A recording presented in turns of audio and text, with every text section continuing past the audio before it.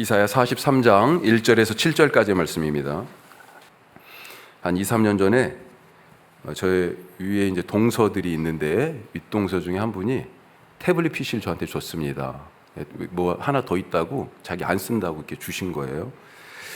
그걸 저희 큰아들한테 줬었어요. 저도 뭐 특별히 필요하지 않아가지고 항상 그 쓸 일이 별로 없더라고요.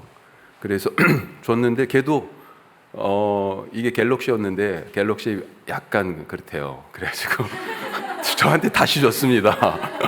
다시 줬어요. 근데 그 사이에 자기 걸로 세팅을 딱 해놓은 거죠. 그리고 저한테 줬으니까 뭐 어차피 뭐 이걸 결국은 내가 쓸 수 있는 거네 뭐 그러면서 다시 저도 세팅을 했는데, 그러면서 뭐가 이렇게 서로 주인 정보가 왔다 갔다 하면서 카톡이 뭐가 이렇게 엉키더니 그렇게 되더라고요. 카톡이 저희 큰아들 카톡 그 친구들이 제 거에 어떻게 막 들어와 버렸어요. 그리고 제 전화기하고 이제 또 연동이 되고 그러다 보니까 전화기의 주소록에 어떤 사람은 번호가 남았는데 어떤 사람은 날아갔어요. 얼마 전에 그러니까 난감한 경우들이 그래서 이제 생기는 거죠. 이렇게 딱 연락이 와도 이름이 안 뜹니다. 그 번호가 없어졌으니까. 얼마 전에 문자가 딱 왔는데, 목사님 안부 전화 드렸어요. 문자 내용이 딱 이래요. 주여. 그래서 제가 뭐 어쩔 수 없죠. 죄송합니다. 제가 폰을 뭐 다 설명할 수가 없어서 폰을 교체하면서 전화번호 상당수가 분실됐습니다. 죄송하지만 누구신지 좀 알려주세요. 그랬더니 아무개 집사예요. 이렇게 딱 18년 전에 헤어진 주사님이 보내오셨어요. 그래서 통화도 하고 죄송하다고 말씀도 드리고 참 민망하더라고요. 그래도 이렇게 문자로 오는 건 좀 나아요. 이렇게 미리 물어볼 수 있으니까. 그런데 전화가 오면 이 목사의 전화는 제가 항상 그렇게 배웠거든요. 다 911이다, 119다, 비상전화다. 어떤 전화가 올지 모르기 때문에 그래서 모르는 전화가 와도 070 아닌 이상 제가 웬만하면 다 받습니다. 딱 받는데 두려워요. 분명히 내 원래 번호에 있던 분일 텐데 전화번호만 이렇게 뜨는 거 아닌가. 그래서 조심히 받죠. 여보세요. 최대한 정중하게. 근데 그분이 저를 아는 것처럼 얘기를 한다. 그러면 누구시냐고 또 사정을 얘기하고 물어봅니다. 참 죄송해요. 기억하지 못하는 것 참 죄송하고요. 누군가 나를 잊었다라고 하는 거 참 쓸쓸한 얘기입니다. 나를 누군가가 기억하고 있다는 것, 기억하고 내 이름을 불러준다는 것, 이것처럼 귀한 것이 어디 있을까요? 자, 오늘 첫 번째 말씀 같이 합시다. 내 이름을 아신다. 누가요? 하나님이. 세상 사람 몰라줘도요, 하나님이 아십니다. 자, 이사야는 66장까지인데 39장까지는 우리가 역사적으로 활동했던, 특히 히스기야 시대 그때를 중심으로 활동했던 역사적 인물 이사야, 이렇게 요즘 연구가 다 그렇습니다. 이제 거의 다 뭐 특별히 거의 이해 없이 다 그렇게 동의해요. 그런데 40장부터는 목소리가 바뀌어요. 어투가 바뀝니다. 그래가지고 그전에도 이건 다른 사람 아닐까. 그리고 특별히 그 내용들을 보니까 이 내용이 바벨론에서 포로로 있는 사람들을 대상으로 선포된 말씀인 것 같다. 그래서 이사야의 이름을 빌리고 있지만 또 다른 예언자다. 그래서 그냥 이사야서로 묶여 있으니까 제2 이사야, 이렇게 사람들이 많이 부릅니다. 제2 이사야. 이 사람들이요, 지금 어디에 있다고요? 이 말씀을 듣는 자들이 바벨론의 포로로 잡혀가 있습니다. 잊혀진 사람들이에요. 나라가 없어졌습니다. 고향을 떠났어요. 너무 그립습니다.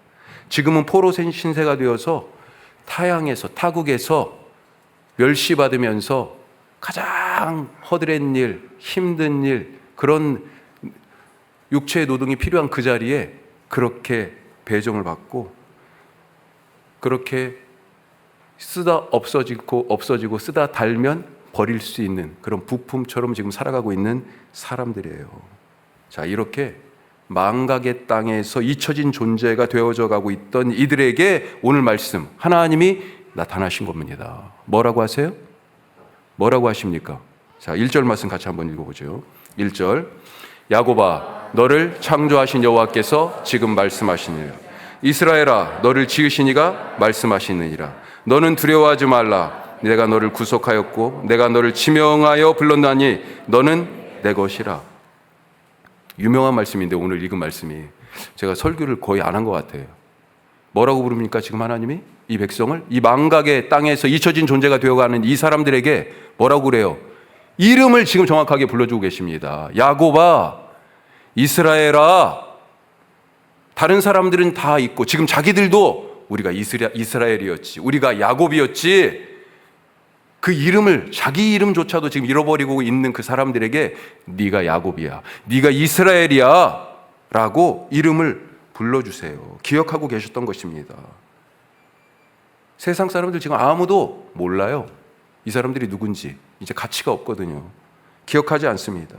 그들의 능력도 모르고 그들이 갖고 있던 장점도 모르고 그들이 꾸었던 꿈도 모르고 그 꿈을 위해서 얼마나 애썼는지도 모르고 그 꿈이 좌절됐을 때 어떤 눈물을 흘렸는지도 몰라요. 몰라. 얼마나 귀하고 소중한 존재인지 알아주는 이가 없습니다. 그 이름을 몰라요. 하지만 하나님이 기억하십니다. 언젠가 한번 말씀드린 것 같은데 제가 신학대학원에 딱 들어갔을 때, 지금도 아마 그런 것 같은데요, 봄, 가을로 사경회가 있었어요. 저는 이제 대학도 신학을 공부하고 거기에서 계속 같은 캠퍼스에서 대학원을 다녔기 때문에 사실은 교수님들도 웬만하면 다 알고, 그런데 그때 사경회가 있었어요. 봄, 가을로 사경회가 있는데 사경회를 떠나서 2박 3일인가 3박 4일인가 그랬습니다. 그 기도원에 가서 저희 신학대학원생 전체가 이제 사경회를 하는데 하여튼 위에서 지금 찬송을 하고 있는데 제가 무슨 일인지 아래층에 이렇게 내려와서 이렇게 방 사이를 이렇게 걷고 있어요. 제가 기억이 지금 그래요. 걷고 있는데 앞에 교수님 한 분이 오시는 거예요. 구약학 교수님인데. 그런데 이렇게 싹 스쳐 지나갔습니다. 싹 스쳐 지나갔는데 뒤에서 이성욱 씨죠? 그러는 거예요. 예배 안 드리고 뺑뺑이 치다 걸렸다는 얘기가 아니고 걸렸다는 얘기가 아니고요. 격려와 위로를 담은 말을 이성욱 씨요 다음에 제게 건네주셨어요. 왜 그러냐? 제가 신학대학원을 들어가는데 약간 사건이 있었습니다. 그 대학부터 그 캠퍼스에서 있었기 때문에 신대원에 들어갈 때 한 번에 사실은 못 들어갔어요. 실력이 없어서가 아니고, 죄송한데 이거 약간 좀 듣기에 따라 감안하고 들어주십시오. 시험을 엄청나게 잘 봤는데, 그런데 학교에서 입학을 거부했어요. 신대원을. 그래가지고 군대를 갔습니다. 4학년 졸업하고 시험을 봤잖아요. 입학이 거부돼서 신학대학원을 못 가서 군대를 갔어.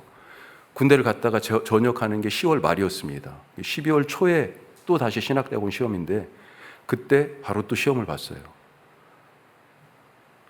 그 발표하기 전날 저녁에 해가 떨어지기 전에 6시쯤에 교문을 올라가는데 다른 구약학 교수님하고 이렇게 살짝 마주쳤어요. 그 교수님이 저를 학부 때 가르쳤거든요. 그래서 이성욱 씨 지금 시험을 잘 봤대 그랬어요. 그러더니만 빨리 올라가 보라고. 서둘러서 야, 발표가 났나 보다. 내일 아침에 원래는 나는 건데 보통 저녁에 붙이기도 하거든요. 났나 보다 하고 올라갔더니 정말로 딱 유리문에 붙여놨습니다. 이걸. 이름을 쫙 그래 딱 가서 보니까 수험번호, 내 수험번호 있는데 없어요, 이름이. 그런데 딱 보니까 매직으로, 검은 매직으로 이렇게 쫙 그어놨어요. 이게 유리문에 붙여놓아가지고 그래서 이렇게 하면 투명하게 뭘 지웠는지 보입니다. 봤더니 제 이름, 제 수험번호예요. 그래서 물어봤지요. 왜 그러냐? 제 면접을 봐야 된답니다. 제가 학부에 다닐 때 뭐 학생회장도 하고 그러면서 학교하고 이렇게 교수님들하고 약간 그런 일들이 조금 있었어요. 그런데 안 된다는 거예요. 그래서 처음에도 입학을 거부했고 다시 시험을 봤는데도 불구하고 재면접을 봐야 된다. 검증을 해야 되는 사람이다. 이름에 검은색을 매직으로 쫙 그어놨습니다.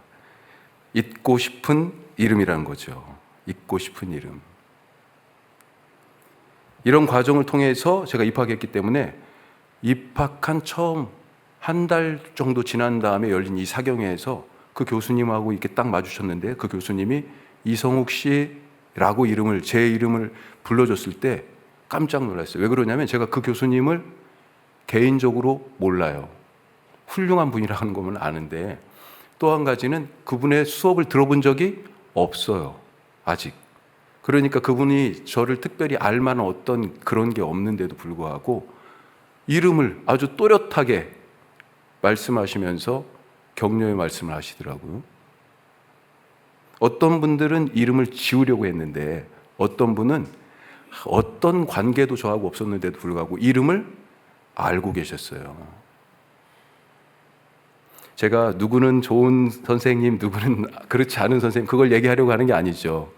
나중에 다 좋은 선생님하고 좋은 학생으로 좋은 관계로 다 회복이 됐습니다. 오해 마시고.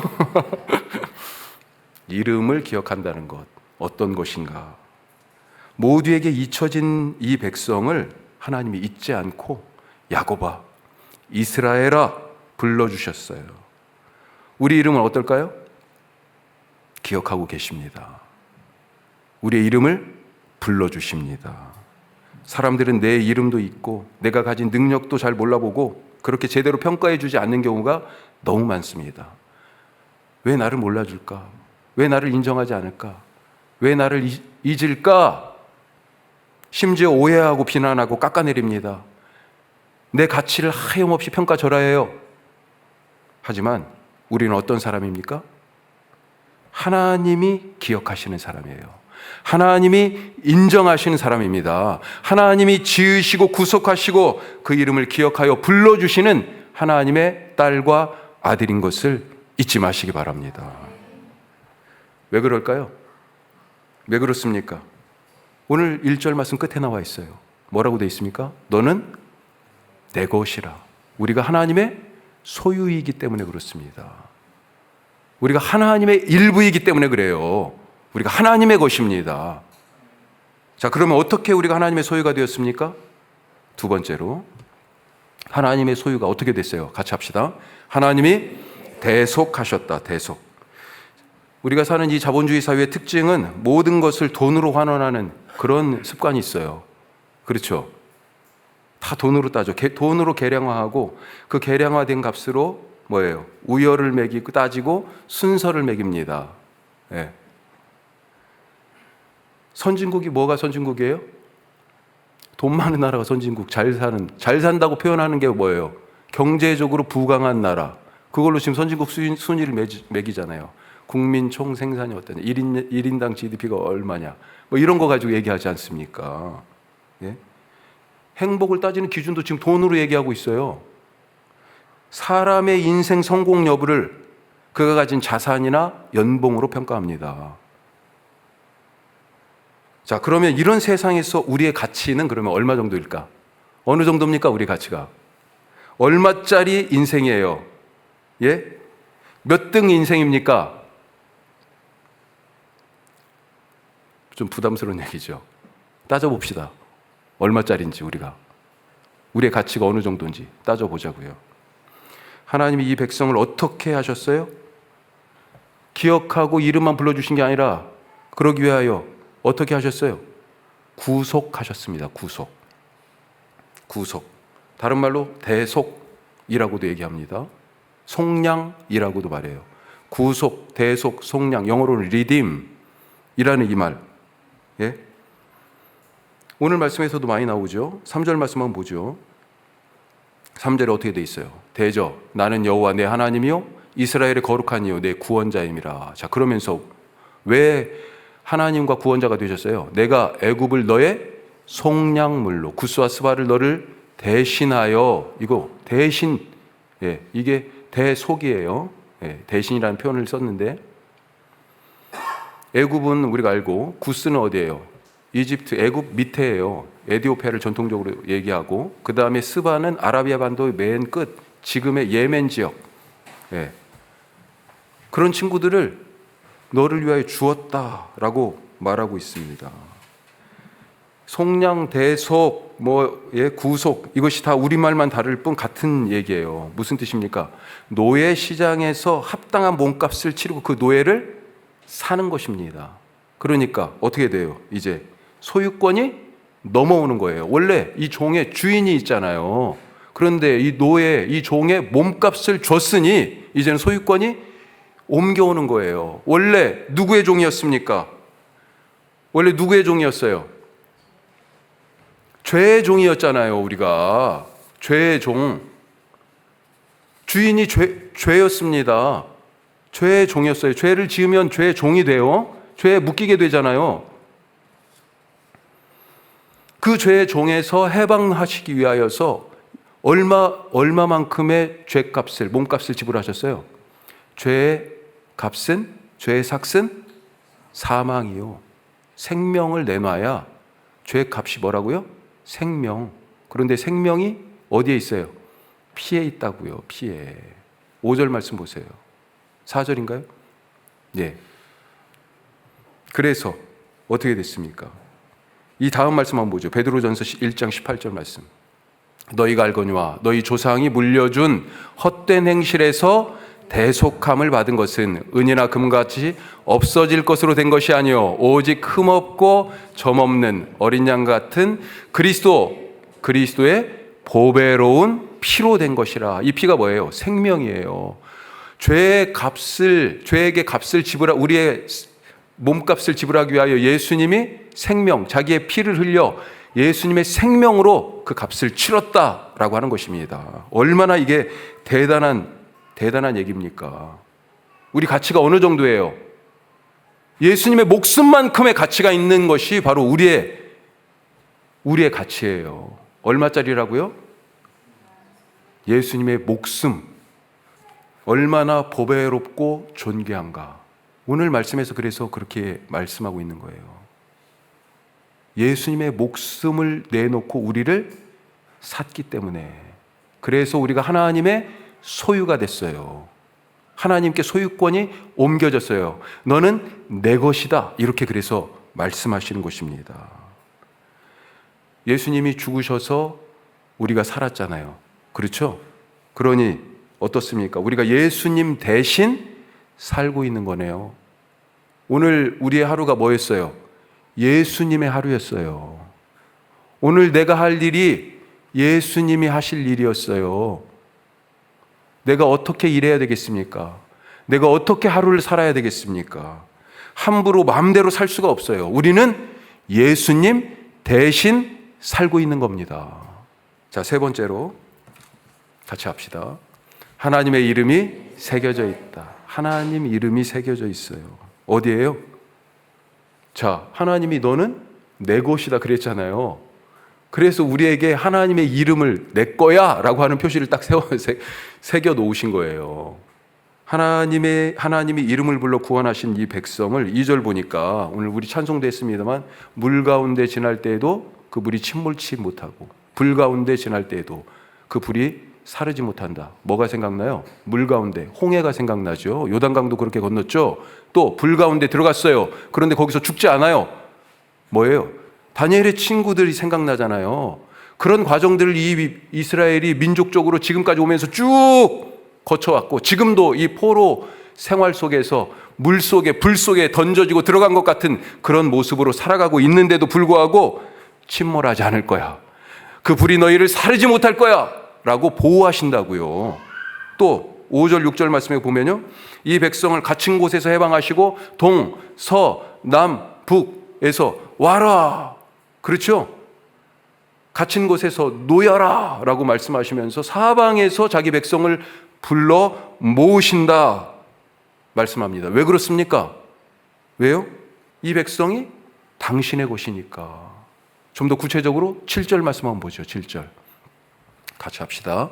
내 이름으로 불려지는 모든 자, 곧 내가 내 영광을 위하여 창조한 자를 오게 하라. 그를 내가 지었고 그를 내가 만들었느니라. 아멘. 하나님은요, 우리를 당신의 소유 삼으시고 무엇을 통해서요? 예수님의 목숨을 대신 내놓고 우리가 그렇게 보배를 받고 가치 있는 존재라니까요. 그렇게 우리를 당신의 소유로 삼으시고 우리가 당신의 이름으로 불려지기를 원하십니다. 소위 우리가 말하는 명품, 그 명품들 이름이 어디서 왔어요? 제가 잘 몰라갖고 조사를 한번 해봤는데, 루이비통 어디서 왔어요? 그 이름이 창립자가 루이비통이에요. 구찌는 창업자가 구찌랍니다. 구찌오 구찌. 샤넬은요? 코코 샤넬 이름 들어봤죠? 나치에 부역했다고 나중에 프랑스에서 아주 논란이 많은 그런 인물이라고 그래요. 프라다는요? 1913년 가죽 제품 매장을 아마 최초로 열었나 봐요. 마리오 프라다. 페라리 자동차죠. 설립자 이름이 엔초 페라리. 우리 인생에 우리를 만드신 하나님이요, 자기 이름을 딱 찍어놨어요. 찍어놨습니다. 우리는 하나님의 이름으로 불려지는, 하나님의 예수라는 로고가 딱 찍힌 가치가 어느 정도 나가요? 예수님의 목숨값만큼의 가치가 나가는, 그렇게 보배롭고 존귀한, 이런 말 쓰고 싶지 않았는데 명품 인생이에요. 명품 인생. 너무나 귀해요. 이 우리의 인생을 딱 보고요, 저 가방을 딱 보고 뭐라고 얘기해요? 프라다네? 이렇게 얘기해. 구찌네? 왜요? 거기에 구찌 로고가 딱 찍혀 있으니까. 그렇죠? 우리의 삶을 딱 보고 뭐라고 얘기해요? 그리스도인이네? 예수님 믿네? 왜요? 그가 하는 말, 그가 하는 결정, 그가 감정을 드러내고 사람들 앞에 표현하는 방식, 그가 일 처리하는 것, 이 모든 것들을 바라보니까 뭐예요? 예수님이 보이는 거예요. 예수님.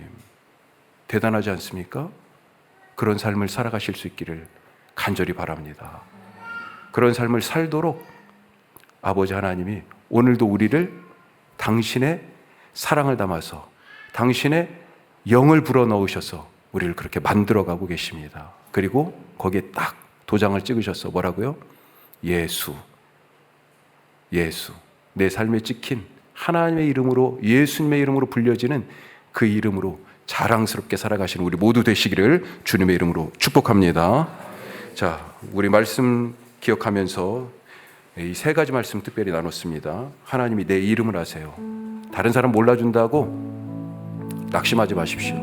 주님이 오늘도 불러주시는데 잘 한번 들어보세요. 사무엘에게 뭐라고 불렀어요? 자고 있는 어린 사무엘. 이 어린 사무엘을 가지고 뭘 하겠어요, 하나님이.